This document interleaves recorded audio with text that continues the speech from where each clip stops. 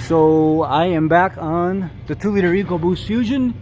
You can see I got the surface nice and cleaned up and prepped for the new gasket. Got all the junk off of it. Got the top two studs set in. I'm unsure right now exactly how the turbo is going to go back on because I didn't pull the cat on this one. I just unbolted it from the flange. So when I go to set the turbo back in here, I may have to pull one of those studs out temporarily just to get it set in, because it is a tight fit when you go to rotate it back into that inlet for the catalytic converter. So I'll let you know later how that goes. Let me show you the difference between the old one and the new one. This vehicle's only got 70,000 miles on it.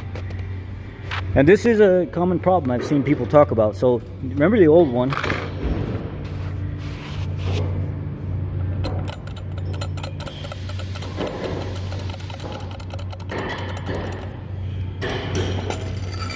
Here's the new one.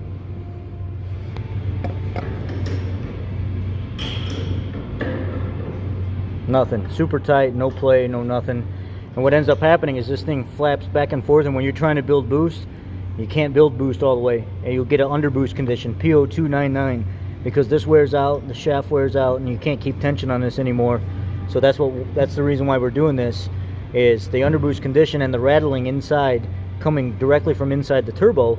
And if you feel froggy enough and you want to check this out yourself, and you hear that rattle coming from the back of your engine, what I did with the vehicle running, very safely do this.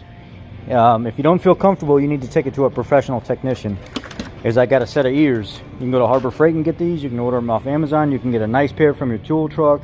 You can order a good set from online. They have electronic ears, but it's like a doctor's stethoscope. I took that and I stuck that right to the bottom of the turbo, and you can just hear the rattling, chattering sound going on inside the turbo, and I knew exactly, I was able to pinpoint that turbo being bad.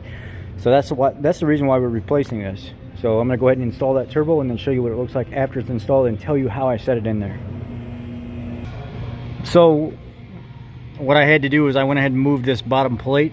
I pulled it down so I had room to move this cat back and forth. It's like moving in a slot right now, you see. And once I did that, I put the turbo up there, and then I was like, oh, wait a second, I can't do that. These bottom studs up here, these here, they got to go in first, and then you have to slide the turbo over. And then you can slide your top studs through, the ones at the very, very top up there. And then you go ahead and bolt everything down with the gasket behind it. And the reason for that is, I'll show you right here on the old turbo. These collars don't fit through there. These stops, where they stop in the cylinder head, they don't, they drop through the top set of holes, no problem. No, that's the bottom.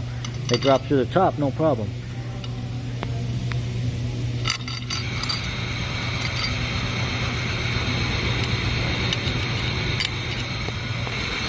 Now if you said, well, maybe I'll just cap them out a little bit and then I won't have to worry about that. I don't know that I would go messing with the function of it. Would it still function fine? Probably. Just take the couple extra steps here and take this bottom plate off so you can move this back and forth. And it'll give you enough room to go ahead and slide everything, put your clamp and everything back on, and then bolt your turbo back down. And then continue putting your coolant lines, your drain line, your feed line, all that stuff on there. One of the things that you can do when you want to check the old turbo is grab this shaft right here while it's on the car and try to move it back and forth. Before you even take anything apart, you can actually grab and see if it's clanking around and making noise. Now, look at this one over here.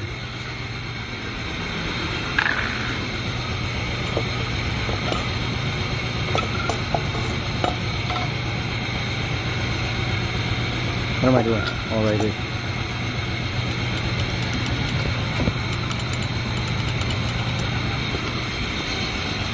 So that was the first telltale sign it needed a turbo, because where that shaft goes through and it pivots, it's all wore out and it's loose. That's going to cause a lot of issues. So I'm going to keep going and I'll button it up and then show you what it looks like when it's all back together. So one of the things that I wanted to do is I actually wanted to replace the entire line. And so if you're looking for like an engineering number or a part number, this may help you. AG9 Golf 6K 679BE. But they only approved the copper O-rings on the banjo fittings on both ends, and this is the oil pressure feed tube. So you need two sets of these. There's two in each kit. It's a W715323 S300, and you need two for the top and two for the bottom. Here is the part number for the washer here. So you got AG 9Z 9P 431-A, and that is the coolant supply for the turbo. So I made a little oopsie, and I realized right at the last second, I was putting the lines and everything on up here. I told you this was the feed line. That's not the feed line. That's the return line. It's all buttoned up nice and clean and polished. I polish everything before I put it back on. What I didn't do is I didn't show you this tube up here. Before you even put the turbo back on, you need to go ahead and bolt this up. This is the feed tube. So I had to feed that tube back behind all this and stick my fingers back here behind the turbo. And you could see how I had to go about doing this. I got my 10 mil ratcheting wrench, and then I took a cheap Allen wrench that I had in there. It was a E10 or whatever they call it.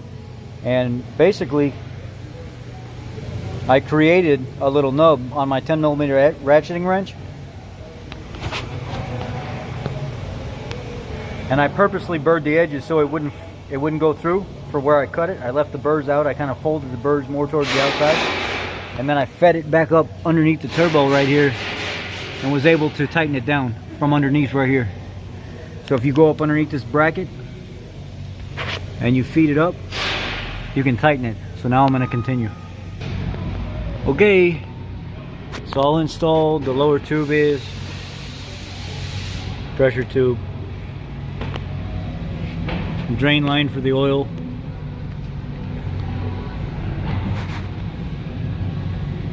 both coolant supplies,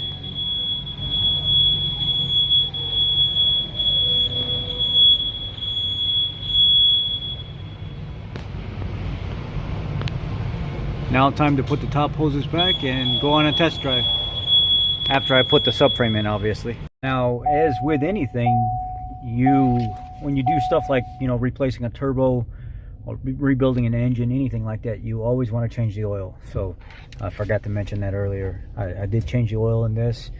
It was a FL 910, and it was 5.7 of 5W30. So I changed the oil before I actually started it up. I'm in the vehicle right now. I'm going to wash it real quick, and then we're going to go out on the road. Super quiet, no rattle, no nothing. This is exactly what the customer wanted, and I'm going to give it to him. Okay, let's go for a test drive and see how it works.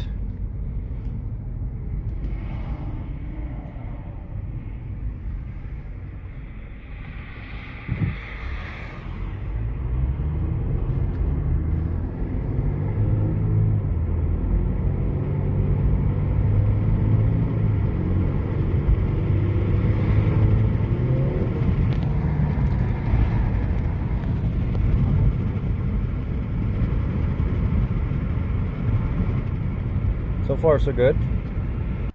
Okay, just came back from my test drive. Just want to check the reservoir. Okay, it's full.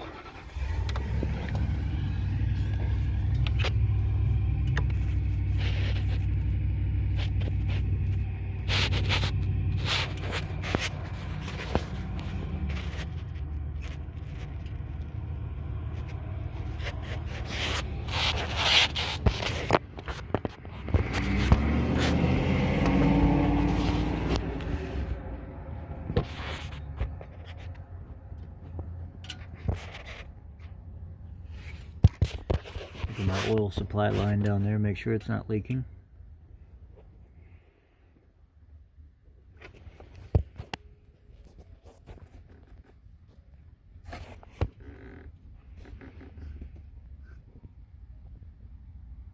It's dry.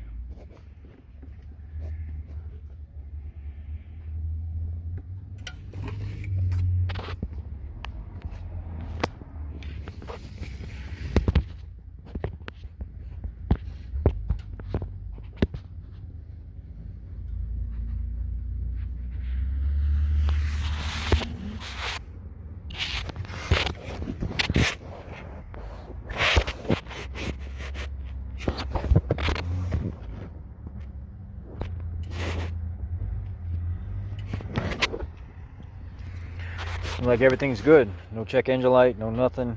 Everything worked out great. Alright, that's it guys. I'm gonna wrap up this video. Just kind of a brush over on what I did, how to get that turbo and stuff in there today. What not to do if you do this, because I made a couple mistakes, but I corrected it.